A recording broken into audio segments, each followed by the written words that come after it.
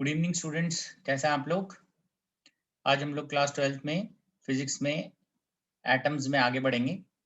तो आइए देखते हैं, स्टार्ट करते हैं इसको।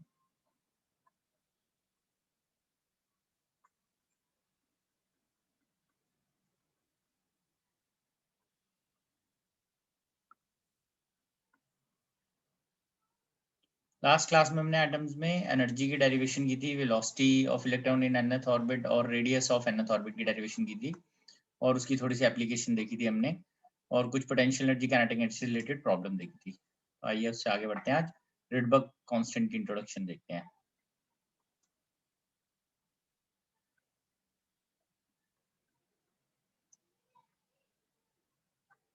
So let us introduce Rydberg constant. इसमें हमें क्योंकि डेल्टा ई के बारे में हमें मालूम है, चेंज इन एनर्जी, जब एक इलेक्ट्रॉन जंप करता है हाईएस्ट ऑर्बिट से लोअर ऑर्बिट में या लोअर से हायर में जाता है, तो it is 2 pi square M K square E 4 Z square divided by H square 1 by N one square minus 1 by N two square. ठीक है जी। Also, we equate delta E with hc by lambda. इसको equate करते हैं हम hc by lambda से। Therefore, यह आता है hc by lambda is equal to 2 pi square m k square e4 by h square 1 by n1 square minus 1 by n2 square, इधर z square कर देते हैं। ठीक है जी। इक्वेट करते हैं हम इसको। This is 1 by lambda 2 pi square m k square e4 by h cube c 1 by n1 square minus 1 by n2 square z square। ठीक है जी। अब जो ये टर्म है, इन सब में वैल्यू डालते हैं अगर हम, this is constant, this is called as Rydberg constant. ये रिडबर्ग कांस्टेंट है। ठीक है, R. therefore capital R is written as 2 pi square m k square e4 by C H cube. ठीक है जी। तो ऑन पुटिंग ऑल वैल्यूज, सारी values इसमें डालते हैं, एम की, के की, ई की वैल्यूज डालने के बाद we get capital R as 1.09 into 10 raised to the power 7 per meter. So this is a constant, right? तो यूनिट जो है आर की, दैट इज पर metre. Rydberg constant is meter inverse. Also 1 by r अगर हमें जरूरत है तो r की जगह 1 by r हम जनरली यूज करते हैं, तो इसकी वैल्यू हम निकाल के अपने पास रख लेते हैं। दिस इज 911.5 एमस्ट्रॉन्ग, ये वैल्यू आती है इसकी, ये यूज की जाएगी। ठीक है। Also we write this as wave number. Wave number क्या होता है? This is equal to 1 by lambda. So wave number is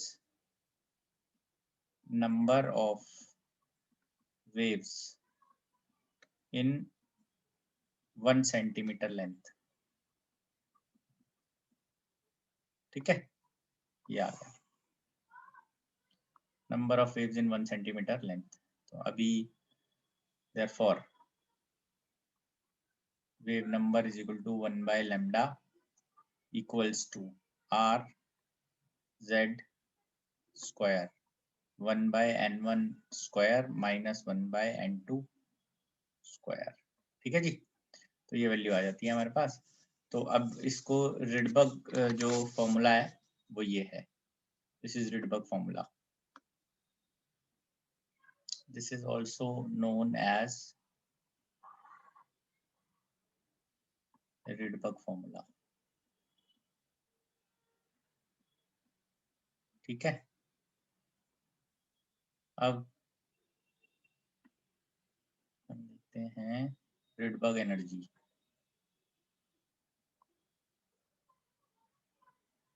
Rydberg energy.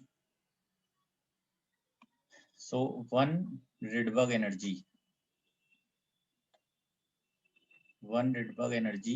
is equal to CHR. C speed of light, H Planck's constant, R Rydberg constant. On putting all these values, we get 13.6 electron volt.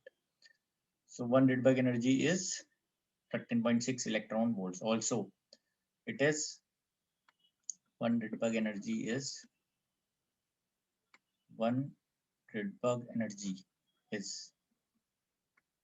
energy required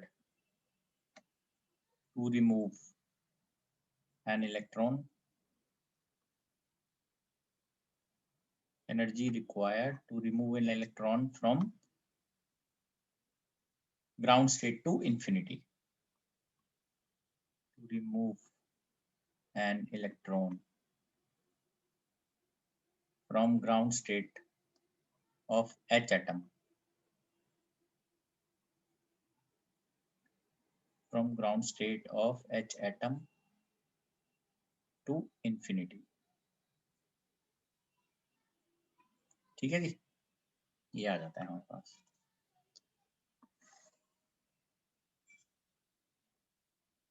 साथ साथ इसमें हम ये भी लिखते हैं number of lines emitted.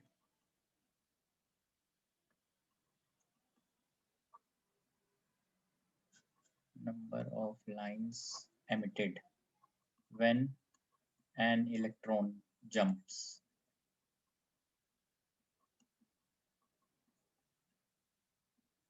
from N2 to N1. This is N2 minus N1, N2 minus N1 plus 1 divided by 2. Number of lines emitted when an electron jumps from N1 is equal to N2, N2 is equal to 1. This is equal to N minus 1 N by 2. ठीक है जी। So number of lines कितनी emit हो रही है जब N2 से N1 आता है इलेक्ट्रॉन, तब इतनी है। जब N से 1 पे आता है, 1 मतलब ग्राउंड स्टेट पे, then it is N into N minus 1 by 2। ठीक है जी। तो आइए अब हम देखते हैं इस पर बेस्ड कुछ न्यूमेरिकल देख लेते हैं। ठीक है जी।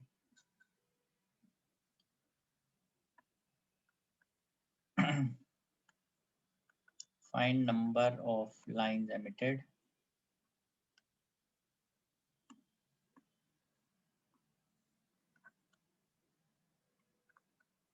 find number of lines emitted when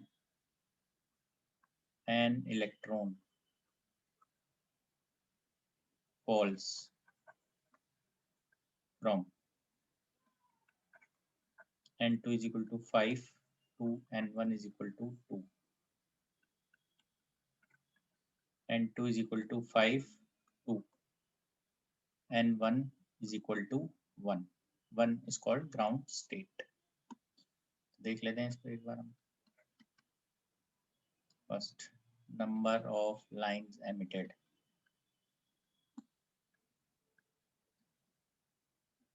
This is 5 minus 2.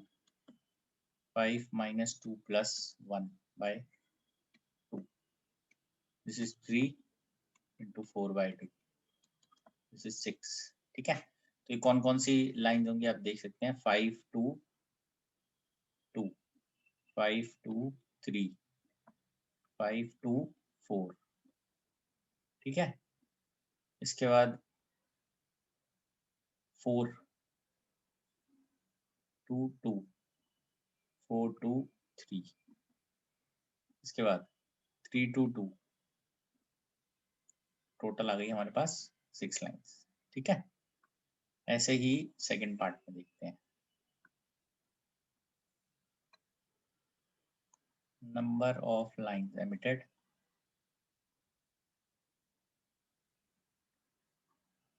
is equal to n into n minus 1 by 2.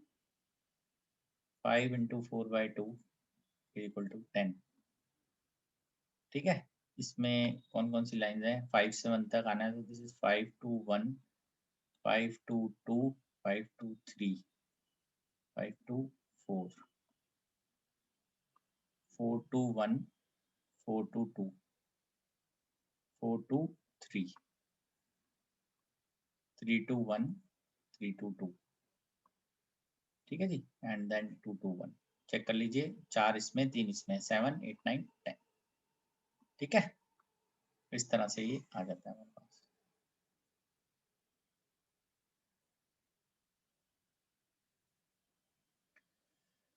Then comes series. जब कोई इलेक्ट्रॉन फॉल करता है हायर टू लोअर में, तो वो कौन सी सीरीज को, कौन से रीजन को बिलोंग करता है. So let's talk about series and regions.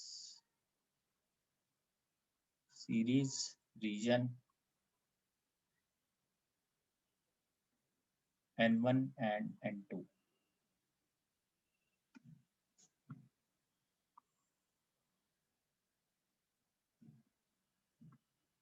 तो सबसे पहले है Lyman series, then Balmer, then Paschen, then Brackett, then Pfund, then Humphreys. ठीक है जी. रीजन, इसके अंदर है UV region, this is visible region, this is infrared, infrared, this is also infrared, this is far infrared region.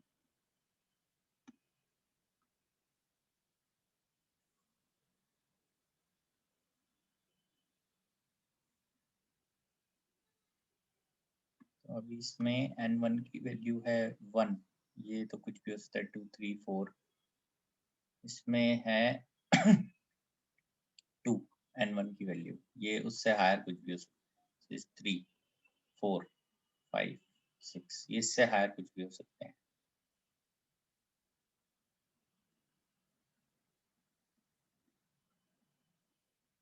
ठीक है जी, तो ये रीजन आ जाते हैं इसके.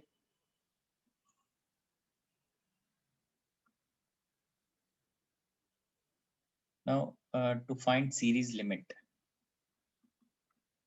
किसी भी सीरीज की अगर हमें लिमिट पता करनी है, तो सीरीज लिमिट जो है, इट इज ऑलवेज फाउंड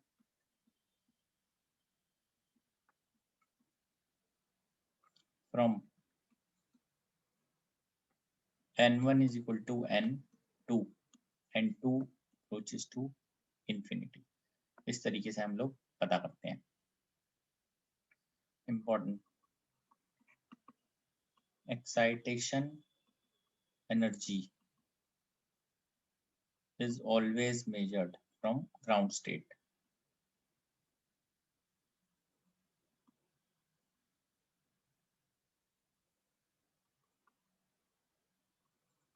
वो हम ग्राउंड स्टेट से मेजर करते हैं हमेशा.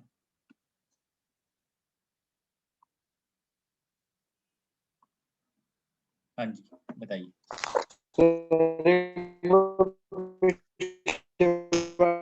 क्वेश्चन समझा दो, मैं डिस्कनेक्ट हो गया था. कौन सा क्वेश्चन नहीं समझ में आया? सर ये क्वेश्चन नंबर 1. ओके. अभी इसके अंदर आपने ये फॉर्मूला अप्लाई करना है जो हमने पीछे पढ़ा है. ठीक है, तो इसके लिए हम क्या कर रहे हैं, जो ये n2 इज इक्वल टू 5 से n1 इज इक्वल टू 2 पे फॉल कर रहा है अगर इलेक्ट्रॉन, तो कितनी number of lines will be emitted, मतलब कितने पॉसिबल ट्रांजिशंस हैं. तो ये 5 से 2 का एक ट्रांजिशन है, 5 से 3, तो ये इससे डायरेक्टली आ जाएंगे नंबर फॉर्मूले से. तो हमने पीछे ये किया था n2 minus n1, then n2 minus n1 plus 1 by 2. 5 to 2, 5 to 3, 5 to 4, then 4 to 2, 4 to 3, and then 3 to 2. ठीक है, 5 से 1 तक आएंगे, तो बेसिकली जितने पॉसिबल ट्रांजिशन हैं उसके अंदर, वो हम लिख लेते हैं। जब भी ग्राउंड स्टेट पे आ रहे हैं तो हम ये फॉर्मूला लगाते हैं, n into N minus one by two. N higher state है मतलब 5, 5 into 5 minus one by two, this is 5 into 4 by two, this is 10, 5 से 1, 5 से 2, 5 से 3, 5 से 4, then 4 to 1, 4 to 2, 4 to 3, 3 to 1, 3 to 2, 2 to 1। ठीक है, ये आ गया हमारे पास।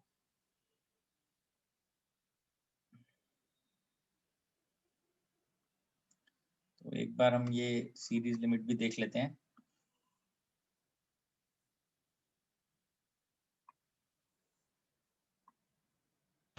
सर और एक बार पिछले वाले पेज पे ये भी बता दो कि 1/r का क्या सिग्निफिकेंस था, मतलब किस चीज में यूज आता है। अभी यूज होगा आगे, तब डिस्कस करेंगे। Okay sir. आइए अब इसको देखते हैं हम यहाँ पे, series limit for Lyman series. ठीक है, फॉर लेमन सीरीज।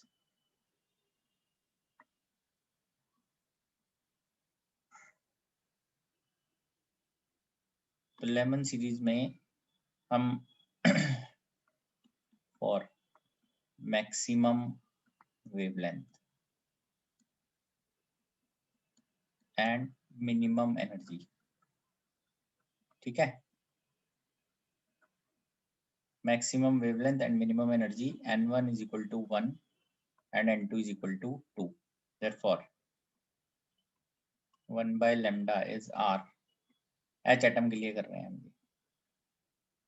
z तो 1 हो ही गया, 1 by 1 का स्क्वायर माइनस 1 by 2 का square, so 1 by lambda is r, 1 minus 1 by 4, 3r by 4, तो lambda is 4 by 3r। अब यहाँ हम यूज करेंगे 1 by r को, lambda आ जाएगा 911.5 angstrom, so lambda comes out to be 1215 angstrom. तो ये मैक्सिमम वेवलेंथ है, ठीक है। तो अब इसमें हम ये लैम्डा निकाल लिया था, अब हम एनर्जी निकाल लेते हैं, मिनिमम एनर्जी। इसी लेमन सीरीज में delta E is 13.6 Z square, bracket 1 by 1 का स्क्वायर 1 by 2 का स्क्वायर, 13.6 इंटू 3 by 4, ठीक है, दिस इज 10.2 इलेक्ट्रॉन वोल्ट, ठीक है जी। तो अब यहाँ पे देयरफॉर लेमन सीरीज में लैम्डा मैक्स, मैक्सिमम वेवलेंथ जो आएगी वो है ये, और जो मिनिमम एनर्जी है इसके correspondingly that is 10.2 electron volt, 10.2 है, ठीक है जी। अब आगे बढ़ते हैं हम, अब हम मिनिमम वेवलेंथ और मैक्सिमम एनर्जी के लिए करेंगे, लेमन सीरीज ही चल रही है। Minimum wavelength and maximum energy,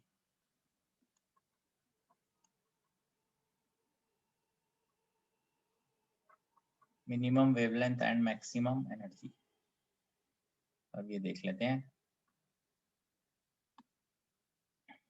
तो इसमें हम n1 इज इक्वल टू लेते हैं 1 एंड n2 जो लेंगे दैट अप्रोचेस टू इंफिनिटी, ठीक है जी। तो 1 बाय लैम्डा लेंगे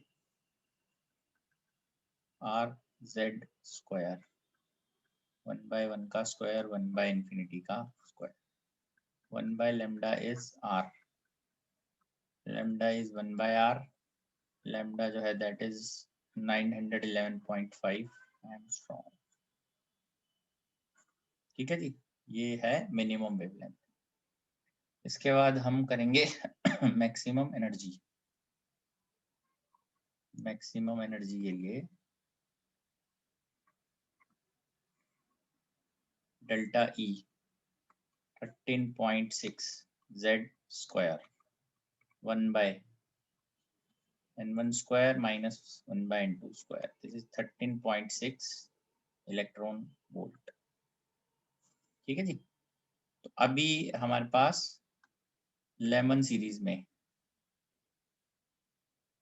ठीक है, लेमन सीरीज में हमारे पास लैम्डा आ गया।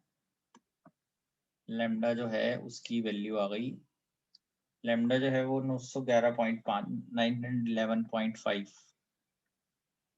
से बड़ा होगा और 1215 एंगस्ट्रॉम से छोटा होगा। डेल्टा ई जो है ये 13.6 इलेक्ट्रॉन वोल्ट से हमेशा कम है और 10.2 इलेक्ट्रॉन वोल्ट से हमेशा ज्यादा हो। ठीक है जी, तो ये हमने लेमन सीरीज के लिए कर लिया। ऐसी सीरीज लिमिट हम बाल्मर के लिए भी फाइंड आउट कर सकते हैं, तो जैसे यहाँ किया है फॉर लेमन सीरीज और बाल्मर सीरीज, तो वो भी देख लेते हैं।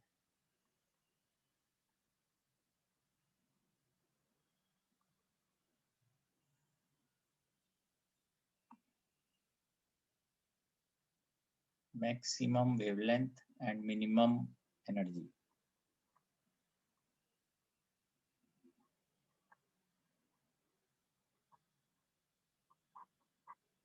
ठीक है जी, इसके अंदर हमें n1 को लेना है 2, n2 को लेना है 3। So 1 by lambda is r z square because this is for h atom, 2 square minus 3 का square.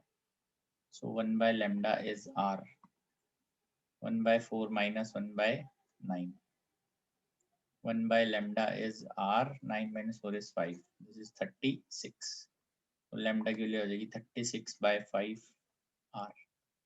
ठीक है जी, तो बेसिकली हम इसमें lambda की वैल्यू 36/5 into 1 by r है 911.5 angstrom.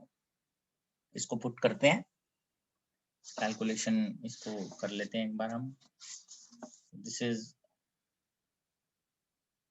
36 divided by 5 multiplied by 911.5, 6562।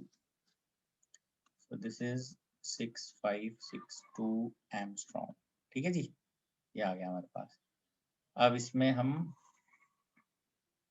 ये तो इसके लिए किया था, देयरफॉर मिनिमम एनर्जी तो मैक्सिमम वेवलेंथ हो गई ना, तो मिनिमम एनर्जी के लिए अब करते हैं मिनिमम एनर्जी।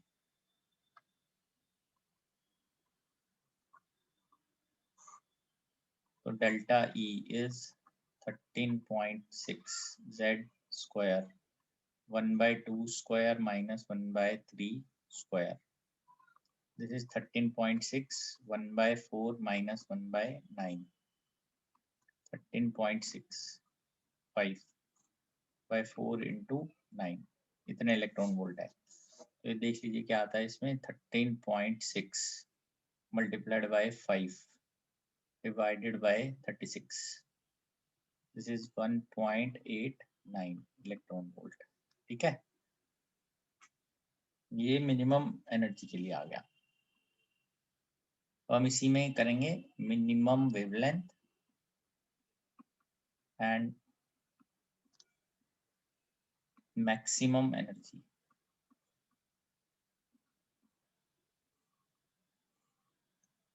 ठीक है, तो इसके अंदर n1 है 2 और n2 होगा इंफिनिटी। हमेशा ध्यान रखना है ये 1 by lambda r z square 1 by 2 का square minus 1 by infinity 1 by lambda r by 4, lambda is equal to 4 by r।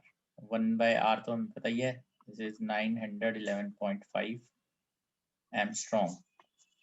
ठीक है जी, ये मल्टीप्लाई कर लेते हैं, क्या वैल्यू आती है, 4 मल्टीप्लाइड बाय 911.5, 3646 एमस्ट्रॉन्ग। ठीक है, और अब इसके बाद हम कैलकुलेट करते हैं मैक्सिमम एनर्जी।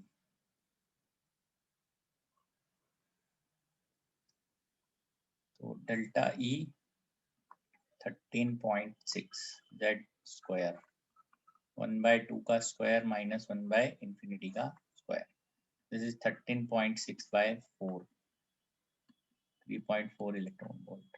ठीक है जी, देयरफॉर अब ये फॉर बाल्मर सीरीज के लिए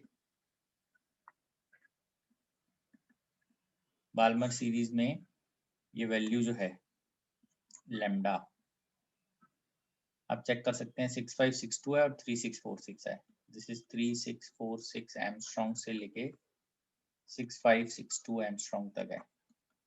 और डेल्टा ई एनर्जी जो है इसमें वो आ रही है कहाँ से कहाँ तक, 1.89 इलेक्ट्रॉन वोल्ट से 3.4 इलेक्ट्रॉन वोल्ट के बीच में। ठीक है, तो ये तरीका है हमें सीरीज लिमिट पता करने का। सीरीज लिमिट वैसे इसको बोलते हैं इन्फिनिटी वाले टर्म्स में। ठीक है, आइए आगे बढ़ते हैं, इसमें हम क्वेश्चन देखते हैं।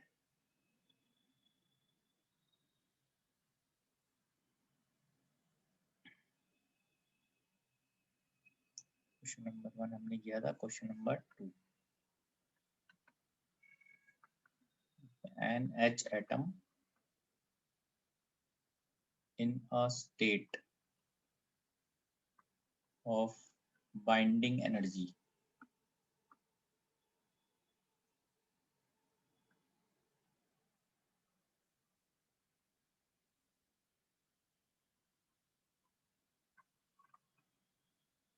(0.85 electron volt makes a transition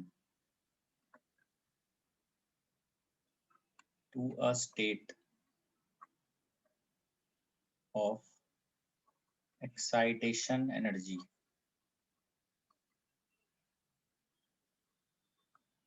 of 10.2 electron volt. Find energy and wavelength of photon emitted. ठीक है, आइए अब इसको अंडरस्टैंड करेंगे।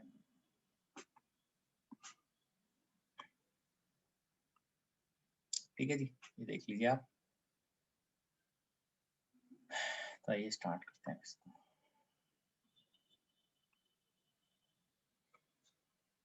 अब इसमें क्या है, जो बाइंडिंग एनर्जी होती है, binding energy that is negative of total energy, therefore 0.85 जो है H एटम में, this is equal to 13.6 by n square. तो n स्क्वायर हम फाइंड आउट कर लेते हैं, 13.6 बाय 0.85। ठीक है जी, तो ये देखते हैं 13.6 divided by 0.85, we get this as 16। तो n आ गया 4, द फोर्थ स्टेट से आ रहा है।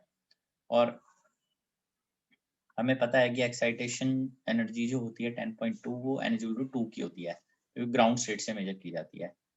तो excitation energy 10.2 electron volt is of second state, that is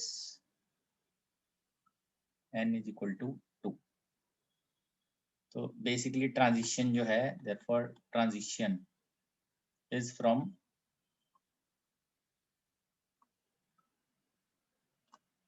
4 to 2 है। इसकी हम वैल्यूज पता कर लेते हैं, 1 by lambda R Z square, 1 by 2 का स्क्वायर माइनस 1 बाय 4 का स्क्वायर।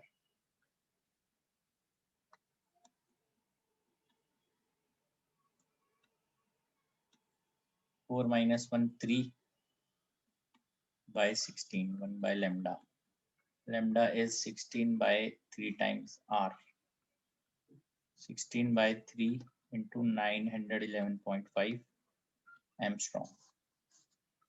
ये वैल्यू आ जाएगी 16 divided by 3 into 911.5, 4862 Armstrong.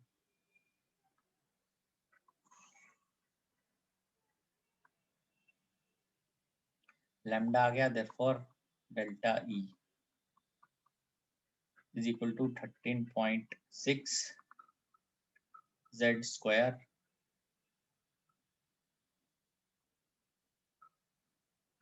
1 by n square minus 1 by n2 square. This is 13.6 16 13.6 by 16. ठीक है, ये आ गया. 4 minus 1 हो गया 3 by 16. This is 13.6 multiplied by 3 divided by 16, 2.55 electron volt. ठीक है जी, ये आ गया एनर्जी. क्लियर है आपको ये?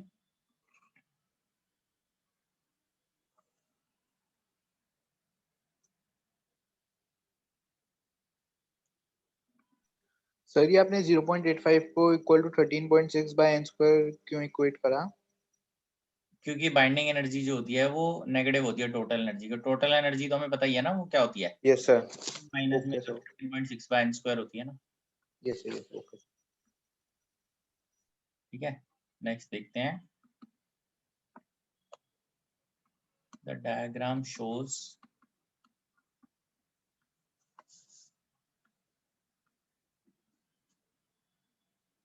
energy levels for an electron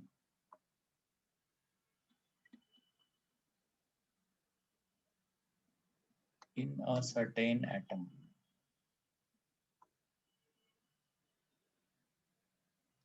Which transition shows most energy?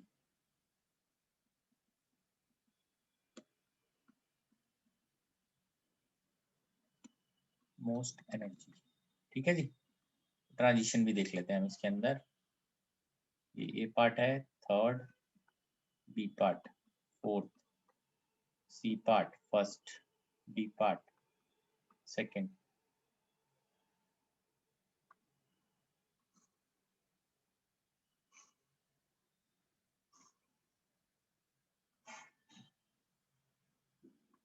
तो ये वैल्यू आ रही है n is equal to 1 2, n is equal to 3, n is equal to 4. ठीक है, और ये आएगा यहाँ से ऐसे.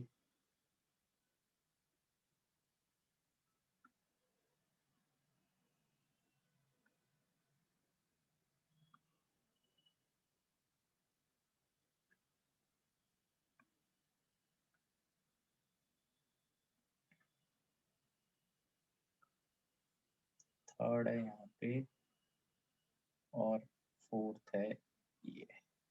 ठीक है, नेमिंग हम कर देते हैं इसमें. This is first, this is second, this is third, this is fourth. ठीक है जी, तो आपको बताना है किस केस में सबसे ज्यादा है एनर्जी.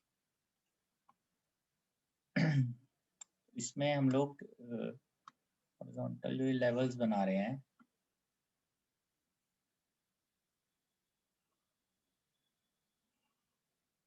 ठीक है, तो इसके हिसाब से आप चेक कर सकते हैं. This is 1, this is 2, this is 3, this is 4.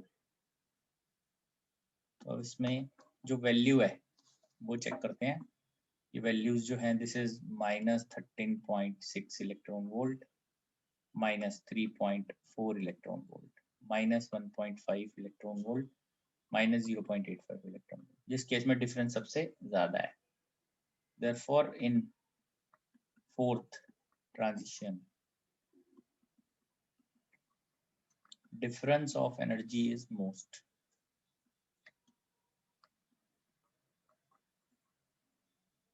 Therefore it corresponds to maximum energy transition. It corresponds to maximum energy transition.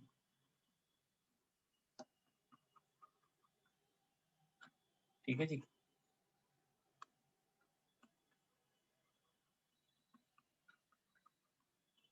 4 to 1.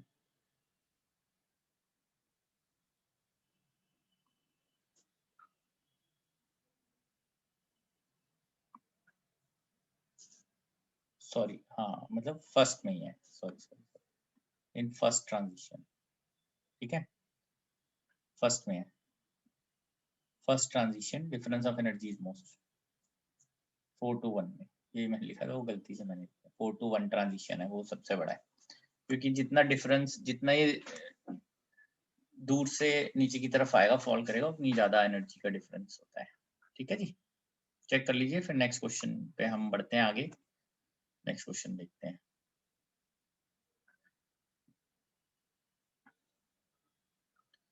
आइए नेक्स्ट पे आते हैं।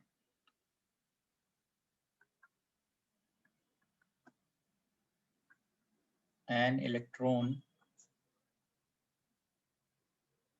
revolves around a nucleus of atomic number Z if 32.4 electron volt of energy is required to excite an electron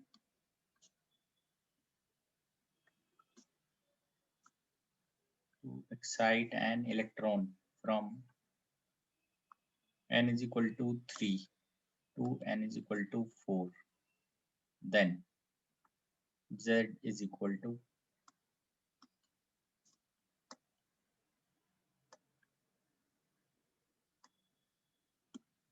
ठीक है जी। आइए अब इसको understand करते हैं हम लोग कि इसके अंदर कैसे इस क्वेश्चन को हमें करना है। तो अगर न्यूक्लियस एटॉमिक नंबर हमें दिया हुआ है Z है, तो 32.4 इलेक्ट्रॉन वोल्ट ऑफ एनर्जी जो है हमें चाहिए। देखते हैं इसको कैसे सॉल्व करना है हमें।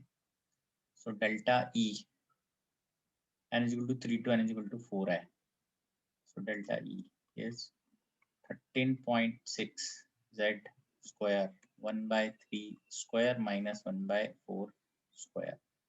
This is 32.4. 13.6 Z square 9 minus 16, तो ये आ जाएगा 32.4 by 13.6 Z square 16 minus 9 9 into 16। ठीक है जी, Z देख लेते हैं यहाँ से क्या आएगा। तो 32.4 divided by 13.6, this is 2.38 Z square 16 minus 9 7 9 into 16 Z square 2.38 into 9 into 16 by 7 into 9 into 16 divided by 7. This is approximately 49। ठीक है जी, तो Z की वैल्यू आ जाएगी 7। ये हमारे पास फाइनल आंसर बनता है इसका, डी पार्ट। ठीक है,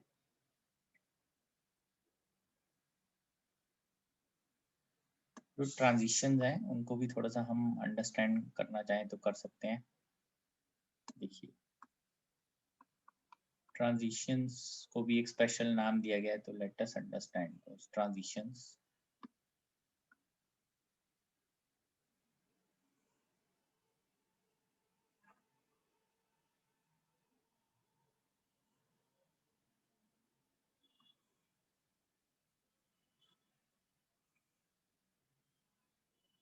ठीक है, तो ये नेमिंग कर देते हैं इसकी, जैसे 1 2 3 4 5।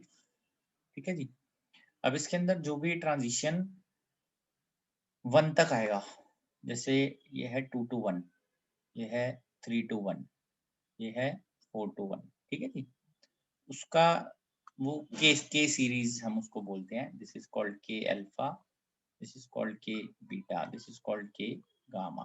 ठीक है, ऐसी जो ट्रांजिशन 2 तक आएगा, जैसे 3 to 2, 4 to 2, ठीक है, 5 to 2। तो इसमें हम L से बोलेंगे इसको, this is L alpha series, L beta series, L gamma series. Clear? Therefore K alpha का मतलब है 2 to 1। K मीन्स 1 पे आएगा, अल्फा मतलब फर्स्ट लाइन, K बीटा मतलब सेकेंड लाइन आएगा 1 पे क्योंकि K है।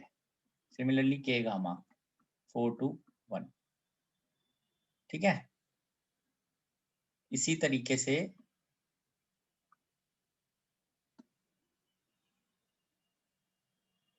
आप L के लिए भी कर सकते हैं। L alpha means 3 to 2, L means 2 पे आएगा, L बीटा मतलब 2 पे आएगा फाइनली, और सेकेंड लाइन है L गामा 5 to 2, 2 पे आएगा। तो कभी आपको ऐसा क्वेश्चन आ जाए find the wavelength of L alpha line, तो मतलब 3 to 2 का ट्रांजिशन है, उसकी वेवलेंथ हमें पता करनी है। ठीक है जी, ये तरीका है।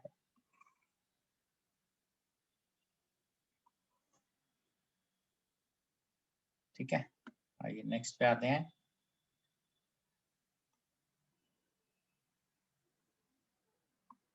फाइव टू वन अगर आएगा अल्फा बीटा गामा, तो डेल्टा बोल देते हैं उसको फिर हम नेक्स्ट पे, ठीक है। बट और ज्यादा बड़े जो हैं वो अभी उनका कोई ऐसे नाम फेमस नहीं है, अल्फा बीटा गामा तक ही फेमस है।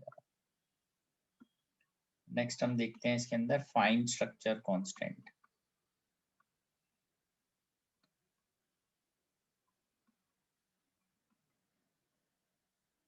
What is fine structure constant?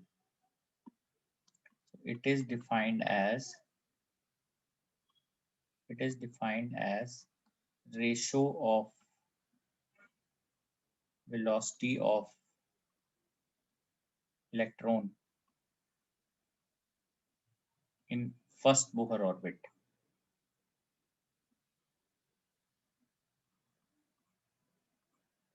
to speed of light।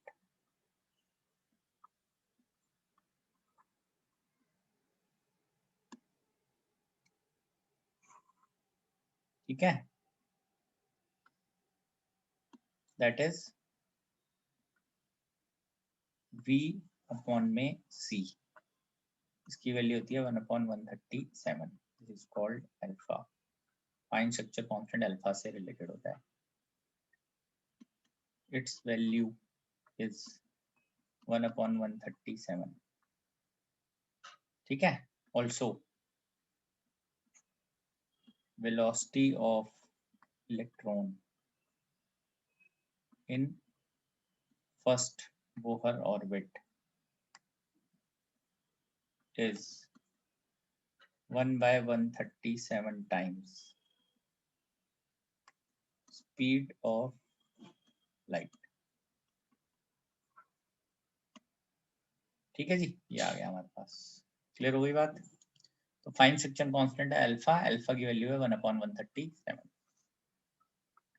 आइए नेक्स्ट पे आते हैं हम, नेक्स्ट क्वेश्चन देख लेते हैं इसमें। ठीक है, नेक्स्ट क्वेश्चन ये जो है फोर्थ के बाद fifth. The ratio of kinetic energy of electron in state n is equal to 2 for H atom to He plus atom, He plus ion is, क्योंकि बोहर मॉडल सिर्फ एक इलेक्ट्रॉन के लिए वैलिड है जिनमें आउटरमोस्ट शेल में एक electron है, तो वो हमें He प्लस के लिए वैलिड होगा और H एटम के लिए, और D है 2। ठीक है जी, तो ये देख लेते हैं। तो काइनेटिक एनर्जी और इसको किस तरह से हम लोग सॉल्व करते हैं। तो काइनेटिक एनर्जी जो है एक्चुअली इक्वल्स टू होती है total energy of electron, and ये किस पे होगा, टोटल एनर्जी जो है दैट इज जो है proportional to z square by n square, as n is same दोनों में, n is same. Therefore kinetic energy for H atom by kinetic energy for He plus atom is equal to Z for H, Z for He plus का square by kinetic energy for He plus Z है 1 by 2 का square, this is 1 by 4. ठीक है जी, ये आ गया हमारे पास. Next पे आ जाते हैं. ठीक है, आइए. When an electron moves from energy level 2e to e by 3, wavelength lambda is emitted. When electron moves from energy level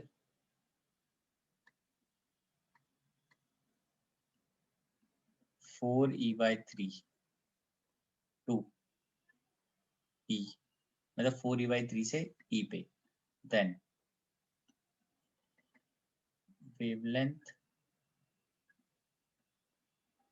lambda by 3 is emitted.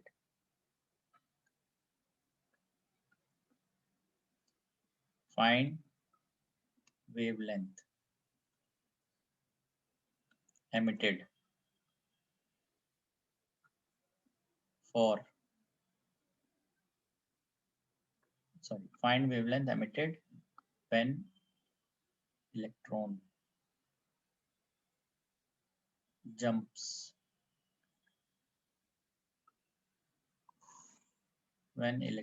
jumps from 4e by 3 to e. ठीक है जी, this is lambda by 3, 3 lambda by 4, 4 lambda by 3, 3 lambda. ठीक है जी, तो इसको देखते हैं कैसे सॉल्व करना है. इसमें क्या है, चेंज इन एनर्जी जो है that is equal to wavelength hc by, मतलब इनवर्सली प्रोपोर्शनल टू वेवलेंथ जो भी एमिट हो रही है. Therefore पहले देख लेते हैं 2e minus e by 3 equals to हो जाएगा hc by lambda. दूसरे में आ जाएगा 4e, ठीक है ना, minus 4e by 3 to e, this is equal to hc by lambda by 3.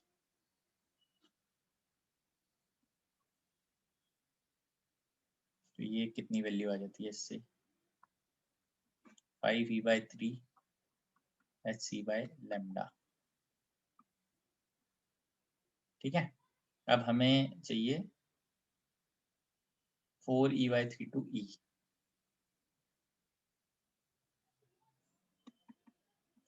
4e by 3 to 4e by 3 to 4e by 3 to e.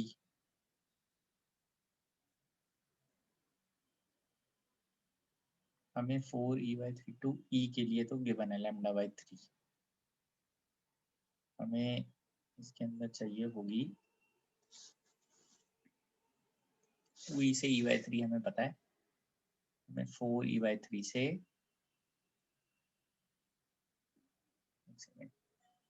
गलत आ रहा है ये, lambda by 3 है वो तो ये पूछी होगी I think, lambda dash, this is e by 3 is equal to hc by lambda dash.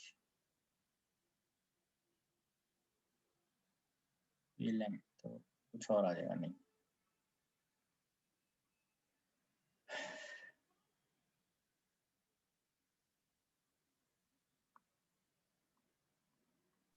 Sir question में भी 4e/3 to e दे रखा है। हाँ वही देख रहा हूँ मैं कि ये 4e/3 to e नहीं होगा, हो सकता है ये यस कुछ सर। ये वही देख रहा हूँ मैं। 2e से e/3 में लैम्डा है और 4e to e में लैम्डा बाई 3 गिवन है। हो सकता है कुछ और वैल्यू पूछ रहा हो यहाँ पे। It could be like 4e/3 से e/3 ना पूछ रहा हो कहीं। Let us find it out, क्योंकि क्वेश्चन में ऐसे ही लिखा हुआ है कुछ, तो हम इसको देख लेते हैं एक बार। This is e is equal to hc by lambda dash. Lambda dash आ रहा है 5 लैम्डा, लैम्डा डैश की वैल्यू आ जाएगी 5 लैम्डा बाई 3। ये भी नहीं है, e/3 भी नहीं है। बेसिकली जो रेंज गिवन है वो 2e e/3 है और 4e/3 से e है। तो बेसिकली आएगा lambda dash is equal to 5 lambda आ जाता है। सही नहीं आ रहा है क्वेश्चन में।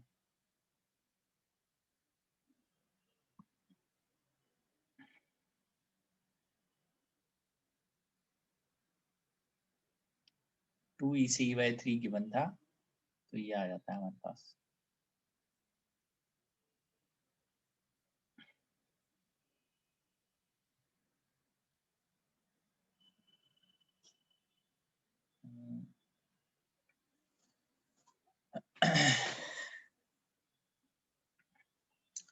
नहीं हो, ये थोड़ा सा मुझे लग रहा है क्वेश्चन सही से गिवन नहीं है, तो कोई बात नहीं, इसको हम यहीं छोड़ देते हैं अभी, ठीक है ना, क्योंकि क्लियर सा नहीं हो रहा ये जो लिखा हुआ है क्वेश्चन वो ऐसे ही लिखा हुआ है। तो अगर 4e/3 टू e/, कोई भी और पूछते, अगर e/2 भी पूछते तो ये आ जाता, फिर सेम हो जाता है ना। अगर ये 4e/3 से e पूछा हुआ है और यहाँ λ/3 है, क्लियर नहीं है, may be question is wrong, this question is wrong. वैसे आएगा तो इजी है, बिकॉज आपको रिलेट करके सिर्फ एक से आपको जो भी पता चल रहा है रिलेशन तो आ ही गया, तो जो भी डिफरेंस है वो प्रोपोर्शनल टू एस लैम्डा डैश या लैम्डा डैश आ जाएगा उसके हिसाब से, ठीक है। तो ये तरीके से ही हमें इस क्वेश्चन को सॉल्व करना है। कोई बात नहीं, आएगा तो मतलब आप कर पाएंगे इसको, क्वेश्चन को कोई दिक्कत नहीं है इसके अंदर, है ना, ऐसा हम सॉल्व कर सकते हैं इसको। तो आगे बढ़ते हैं, हम देखते हैं।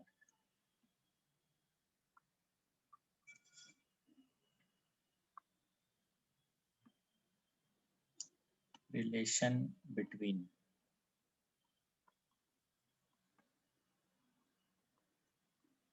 Time period of revolution of electron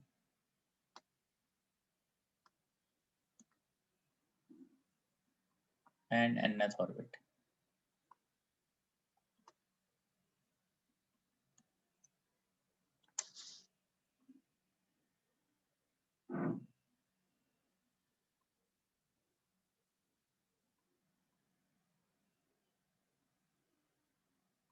four by three to, एक सेकेंड, क्या आप बता रहे हैं?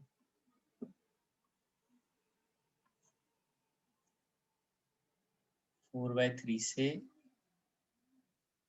4e/3 to e is asked. कितनी वैल्यू आ रही है हमारे पास? ये गिवन है 2e माइनस e/3, है ना। अच्छा अच्छा अच्छा, तो मे भी ये क्वेश्चन फिर इस टाइप से हो, यहाँ देख लेते हैं एक minute. 4e/3 c by lambda, तो अगर इधर ऑन सॉल्विंग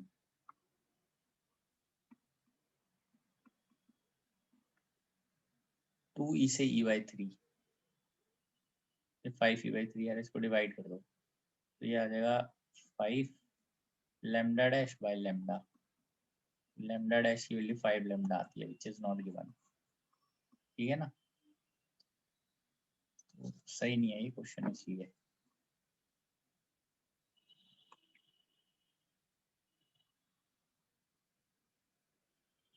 ये गिवन है ना 2e से e by 3, तो ये लैम्डा है, जो सॉल्व करेंगे तो ये रेशो आ जाती है 5e by 3 equal to by lambda, तो 4e by 3 से e पे जा रहा है अगर, तो ये आता है लैम्डा.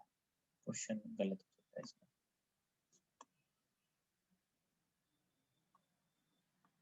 अरे तो यही तो मैं कह रहा हूँ भाई कि गलत है क्वेश्चन, छोड़ दो ना उसको, कर लोगे इसको, बस बात खत्म.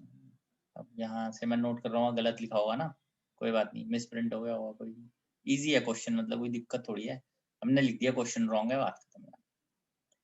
तो ये देखते हैं टाइम पीरियड जो है इलेक्ट्रॉन के रिवोल्यूशन का और nth ऑर्बिट, उसमें क्या रिलेशन होता है. तो t जो है that is equal to 2 pi r by v, this is a time period. t proportional हो गया r बाय v के, r जो है that is proportional to n square by z, ऐसे हम लिख लेते हैं. और वेलोसिटी जो है that is also proportional to z by n, therefore r by v proportional to n square by z by n, r by v proportional to आ गया n cube by z square.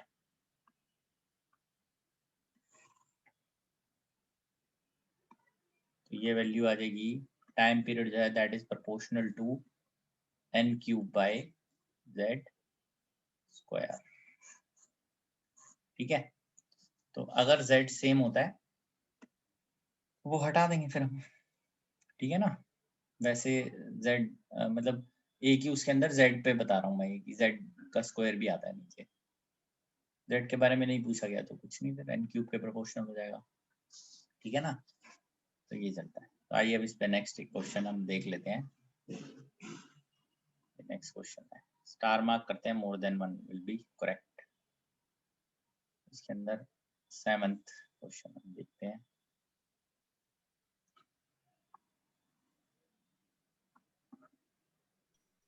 Sir question मिल गया. Sir question है मतलब इसमें पहले से diagram दे रखा है, वैसे the given diagram indicate the energy levels of a certain atom when an electron moves from 2e level to e level. A photon of wavelength lambda is emitted.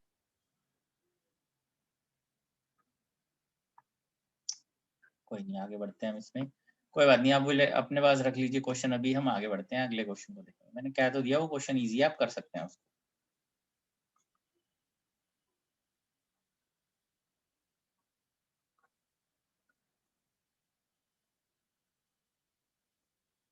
So now an electron in H atom makes transition from N1 to N2 state. The time period of revolution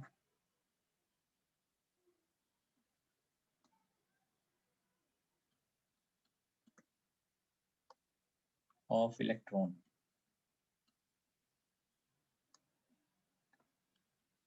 in initial state is 8 times than in final state.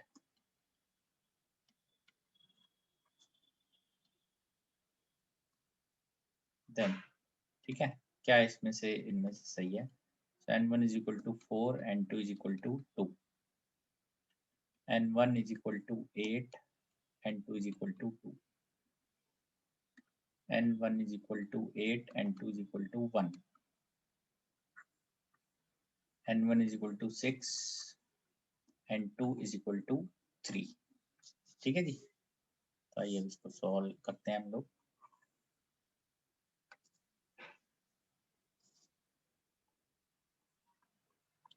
अब जो पीछे हमने लिखा था ये time period, उसी को हम करेंगे.